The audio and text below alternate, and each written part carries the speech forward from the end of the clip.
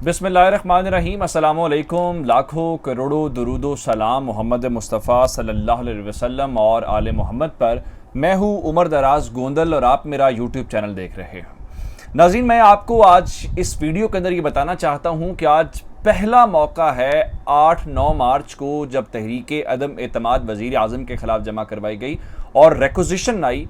आज पहला मौका है कि इमरान खान ने खुद अपने मुंह से हुकूमत छोड़ने का इशारा दिया है। आखिर इमरान खान आज इस तरफ क्यों आ गए हैं, ये बात करने के लिए भाई हुकूमत नहीं चाहिए, बस हम जा रहे हैं, हमें नहीं चाहिए। ये आज पहला मौका है, मैं आपको बताऊंगा कि इस तरफ इमरान खान क्यों आ रहे हैं, उनके जहन में असल में है क्या। दूसरे नंबर के ऊपर चल के इमरान खान ने आज जितने मुनहरिफ अरकान हैं उनके लिए भी आम मुआफ़ी का ऐलान किया है कि गलती हो जाती है और अगर आपको गलती का एहसास हो गया है तो आप वापस आ सकते हैं, आपको कुछ नहीं कहा जाएगा। लेकिन इस सारी मूवमेंट के दौरान इमरान खान किसी इत्तेहादी से आपको बात करते हुए नज़र नहीं आ रहे, ना एमकेएम से, ना काफ लीग से। तो इमरान खान ने फैसला आखिर कर क्या लिया है, ये इसके ऊपर हम बात करेंगे। और फिर तीसरे नंबर के ऊपर चल के मैं आपको ये बताना चाहता हूँ कि आज यूरोपीय यूनियन को फिर पैगाम दिया गया है कि हुकूमत जाती है जाए, हुकूमत आती है आए, जो होगा देखा जाएगा, लेकिन आपको इजाजत नहीं देंगे पाकिस्तान के मामलात में मुदाखलत करने की। और फिर हैरान कुन तौर पे ये मोदी की तारीफें इमरान खान के मुंह से कैसे होना शुरू हो गई हैं, ये इंडियन हुकूमत की तारीफें कैसे होना शुरू हो गई हैं, इसके ऊपर भी बात करेंगे। और फिर इन सारी सियासी कश्मकश, इन सारी लड़ाई झगड़ों तसादुम से हट के आज पाकिस्तान के लिए एक अच्छी खबर है कि मजमूई तौर पे आप ये कहिए कि 11 और 10 21 अरब डॉलर का एक पैकेज पाकिस्तान के हाथ आया है, जो मैं बड़ी तफसील के साथ आपके सामने रखूंगा, जो ज़ाहिरी बात है पाकिस्तान के लिए ब्लेसिंग के तौर पे सामने आया। लेकिन अगर आपने अभी तक चैनल सब्सक्राइब नहीं किया और आप चाहते हैं कि आपको मुस्तनद और बरवक्त खबरें मिलती रहें तो हमारा चैनल सब्सक्राइब कर लीजिए, बेल आइकन के ऊपर क्लिक कर लीजिए ताकि हमारी आइंदा आने वाली वीडियोज़ बर वक्त आप तक पहुँच रहे। मामला ये है कि तहरीक इंसाफ की हुकूमत सर्वाइवल की जंग लड़ रही है, इसमें कोई शक वाली बात नहीं है। दोनों जानिब से टैक्टिक्स आजमाए जा रहे हैं। जिस तरह मैंने आपको स्पीकर वाले मामले के अंदर बताया कि उन्होंने उसमें से उसकी वजाहतें दे के, कानून का सहारा लेके, टेक्निकलिटीज़ का सहारा लेके गेम 2-3-4 दिन आगे वो ले गए हैं। इसी तरह से अपोजिशन के पास देखते हैं कल क्या वो अदालत जाते हैं या नहीं जाते, वहाँ से थोड़ी सी हमें समझ आ जाएगी। लेकिन इमरान खान ने आज क्या किया है कि अब तक इमरान खान ये कह रहे थे कि मैं हुकूमत जो है वो संभालूंगा, हम ये प्रोजेक्ट भी मुकम्मल करेंगे, वो प्रोजेक्ट भी मुकम्मल करेंगे। ये बात हम सबको अंदाज़ा है कि हुकूमत के पास वसाइल बहुत ज़्यादा होते हैं। रिश्वत दो तरह की हो सकती है, एक ब्लैक मनी आप इस्तेमाल करें, इन्वेस्टर्स को लेके आएँ, अगर लोग कोई कहीं से उसको 10 करोड़ मिल रहा है आप उसको 15 करोड़ दे दें और अपनी हुकूमत बचा लें। दूसरा तरीकाकार ये है कि आप ख़जाने का मुंह खोल दें और आप उनको क्या करें कि डेवलपमेंट जो बजट है उसमें से पैसा रिलीज़ करें, उनको कहें जी आपके हल्के के लिए 5 अरब है, आपके हल्के के लिए 10 अरब है। और ज़ाहिरी बात है पाकिस्तान के अंदर निज़ाम इतना तो फिर है नहीं कि 10 अरब हों तो 10 अरब ही लग जाएँ, उसमें से भी फिर कमिश्नें और बड़ा कुछ ठेकेदार, बड़ा कुछ होता है। अब इमरान खान ने आज कहा है कि अगर तो अवाम का पैसा लगा के, अच्छा इसमें इमरान खान का ये तहरीक इंसाफ का कोई लॉस नहीं होगा, लॉस होगा आपका, मेरा, अवाम का जो टैक्स का पैसा है, जो डेवलपमेंट के ऊपर लगना है, वो इमरान खान के इक़्तिदार या उसकी वजारत उज़्मा बचाने के लिए अगर वो पैसा इस्तेमाल किया जाए। इस सारी बात को लेके आज इमरान खान ने पहली बार ये कहा है कि अगर पैसा लगा के हुकूमत बचानी है और पैसा लगा के ज़मीर का सौदा करना है, ज़मीर के ऊपर कंप्रोमाइज़ करना है, तो मैं फिर ऐसी हुकूमत चाहिए नहीं। उन्होंने जो अल्फाज इस्तेमाल किए वो तो बहुत सख्त है, उनका फिर मैं लानत भेजता हूँ ऐसी हुकूमत के ऊपर, नहीं चाहिए मुझे ऐसी हुकूमत। ये अब आपको इमरान खान की एक कॉन्फिडेंस नज़र आएगा। उसकी वजह यह है कि इमरान खान ने टोन वो इख्तियार कर ली है और इमरान खान ने वो मोमेंटम भी पकड़ लिया है और इमरान खान उस ट्रैक के ऊपर आना शुरू हो गए हैं जहाँ पे उन्हें अपनी अवाम के साथ रुजू करना है। हुकूमत उन्हें कहे जी देखें मैंने अपने ज़मीर की बुनियाद के ऊपर ये फ़ैसला किया, मैं ज़मीर नहीं ख़रीदूँगा, पैसा नहीं इस्तेमाल करूँगा, सो मैंने हुकूमत ही छोड़ दी है।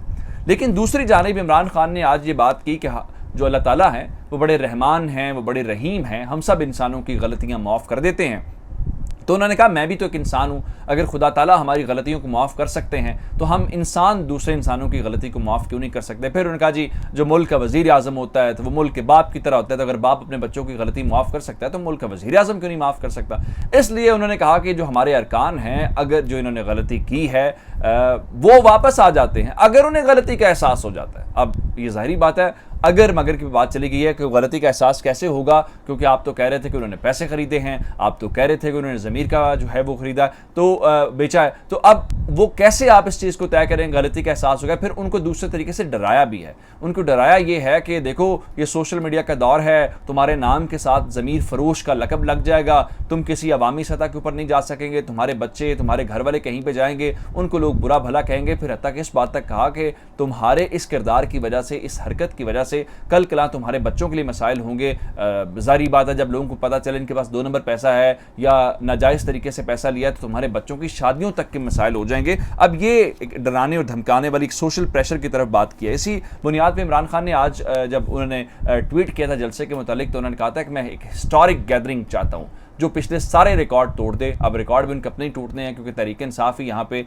यौम तशक्कुर भी मना चुकी है, बड़ा जलसा कर चुकी है। अब आते हैं अगली तरफ। इमरान खान ने आज हैरानकुन तौर पे इंडिया की फॉरेन पॉलिसी की तारीफ की और कहा जी वो फॉरेन पॉलिसी अपने नाम नहीं लिया, हमसाया मुल्क कहा और मोदी का नाम नहीं लिया, लेकिन ये ज़रूर कहा कि वो अपने मफाद में, अपने अवाम के अफाद में फॉरेन पॉलिसी बनाते हैं। इसके साथ उन्होंने क्या किया कि उन्होंने यूरोपीय यूनियन को ज़रा आज ग्रिल किया है। पहले भी उन्होंने कहा था कि आप हमें नहीं बताएंगे कि हमने यूक्रेन और रशिया वॉर के ऊपर क्या हमारा रद्दअमल होना चाहिए।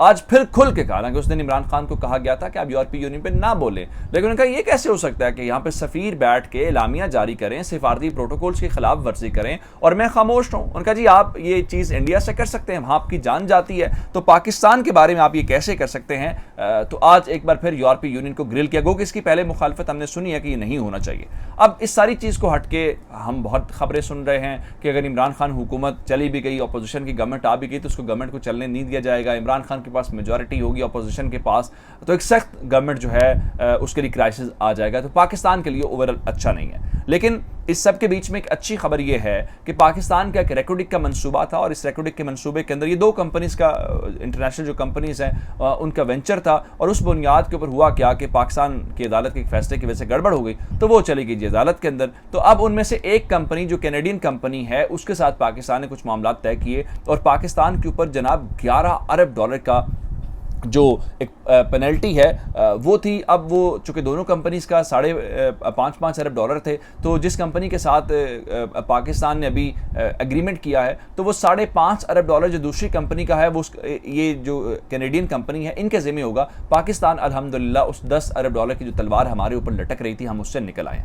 दूसरे नंबर के ऊपर चल के जो $11 अरब से निकला है, दूसरे नंबर के ऊपर चल के जो अच्छी खबर है कि कंपनी पाकिस्तान के अंदर $10 अरब की इन्वेस्टमेंट करेगी और ये पाकिस्तान की तारीख की किसी कंपनी की तरफ से हाईएस्ट इन्वेस्टमेंट है। और इस 10 अरब इन्वेस्टमेंट के अंदर भी फिर ये बताया गया है कि अब 50% जो शेयर्स हैं वो इस कंपनी के पास होंगे और 50% शेयर्स पाकिस्तान के पास होंगे और जो पाकिस्तान के पास 50% शेयर्स हैं उसमें से भी बलूचिस्तान की गवर्नमेंट और जो फेडरल गवर्नमेंट है दोनों अपने अपने शेयर्स देंगे और इसके अलावा जो मकामी लोग हैं उनको भी सहूलत मिलेगी और तकरीबन 8,000 जो नौकरियां हैं वो प्रोड्यूस होंगी, जो कि अच्छी बात है। दूसरे नंबर के ऊपर चल के रेंटल पावर प्लांट का केस था, अगर आपको याद हो, जिस वजह से राजा परवेज़ अशरफ साहब के ऊपर बहुत इल्ज़ामात लगते रहे, क्योंकि वो उससे बरी हो गए हैं, उनको पता नहीं राजा रेंटल और क्या कुछ नाम दिए जाते रहे। वहाँ पर भी पाकिस्तान के ऊपर तकरीबन 200 अरब रुपए का जो फ़ाइन है वो हुआ था और वो थियान कंपनी जो भी उसका नाम था, तो उसको लेके अब प्राइम मिनिस्टर ने आज बताया कि उन्होंने जो उर्दुगान साहब है उनसे बातचीत की और उर्दुगान से बातचीत करके वहाँ पे भी पाकिस्तान को बचत हुई है।